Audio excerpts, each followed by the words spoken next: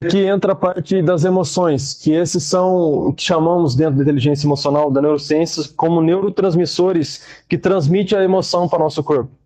E ali, que dentro do nosso cérebro existe o tálamo, que é como se fosse o porteiro, ele recebe todas as informações dos sentidos, que é a visão, a audição, e as distribui para outras áreas do cérebro, dos cérebros corretamente.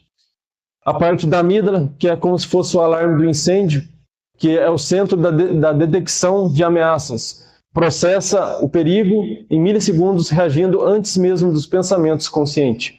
O hipocampo, que é o arquivista, que é onde ele guarda as memórias, que fornece o contexto da memória, compara a situação que a gente está vivendo com a situação das experiências passadas que a gente já viveu, como fossem os traumas que a gente vive.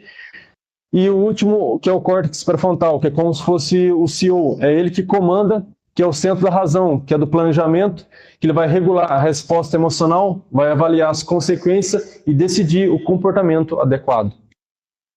Então, basicamente, é como se fosse da seguinte forma, o tálamo seria como fosse aquilo que a gente está vendo. Se, por exemplo, eu estou aqui nesse momento e vejo uma cobra na minha frente, o primeiro disparo que vai ter é o visual, que eu vou ver essa cobra na minha frente. Depois vai vir a amígdala, que vai ser o disparo da emoção. E naquele momento, em questão de milissegundo, esse tálamo vai mandar uma mensagem para a amígdala, e naquele momento essa amígdala vai disparar uma emoção, nesse caso um sentimento de perigo para o meu cérebro. E a partir daquele momento acontece o que chamamos dentro da neurociência, que é o sequestro da amígdala. É como se o nosso cérebro todo fosse sequestrado. E a partir daquele momento só vou estar vendo o perigo na minha frente. É isso que acontece muitas das vezes quando a pessoa está com raiva. Acontece o que chamamos de sequestro da amígdala. A pessoa é como se as emoções dela fossem totalmente sequestradas. E a partir daquele momento, a única coisa que ela quer fazer é reagir na situação. E muitas das vezes acontece o que a gente vê, que são as brigas, discussões, e muitas das vezes uma pessoa tira a vida de outra pessoa.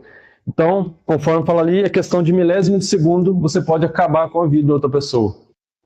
E naquele mesmo momento da emoção negativa está tendo o acesso ao hipocampo, que é onde estão as memórias. E naquele momento, o nosso cérebro vai buscar dentro do hipocampo tudo aquilo que a gente viveu relacionado àquilo que está acontecendo. Se, por exemplo, eu estou discutindo com uma pessoa, ele vai procurar lá atrás, dentro do meu cérebro, alguma memória que esteja relacionada àquilo que eu estou vivendo.